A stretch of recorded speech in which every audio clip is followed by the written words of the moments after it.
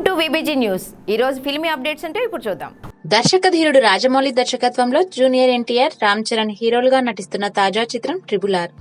దాదాపు 400 కోట్ల భారీ బడ్జెట్ తో తెరకెక్కుతున్న ఈ సినిమాపై ప్రేక్షకులలో మంచి అంచనాలు నెలకొన్నాయి. రాజమౌళి తన ప్రతి సినిమాలో బడ్జెట్ ను పెంచుకుంటూ పోవడమే కాకుండా పెట్టిన బడ్జెట్ కు అంచనాలకు మించి వసూలు చేయించడం ఆయన స్టైల్.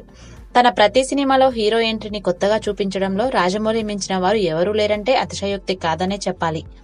ఇక రాజమౌళి ప్రస్తుతం దర్శకత్వం ట్రిపుల్ ఆర్ సినిమాలో 2 హీరోలు ఉండడంతో వారి పరిచయ సన్నివేశాలు హైలైట్ గా ఉండాలని ప్లాన్ చేస్తున్నట్లు తెలుస్తుంది. అయితే ఇందులో జూనియర్ ఎన్టీఆర్ ఎంట్రీ మాత్రం అవకాశమే హద్దుగా థియేటర్లు దద్దరిల్లే విధంగా, నందమూరి అభిమానులకు పూనకాలు తెచ్చే విధంగా ఉంటుందని టాక్ నడుస్తుంది. అంతేకాకుండా జూనియర్ ఎన్టీఆర్ ఎంట్రీ సన్నివేశం కోసం ఏకంగా 20 కోట్లు ఖర్చు పెడుతున్నారని తెలుస్తోంది.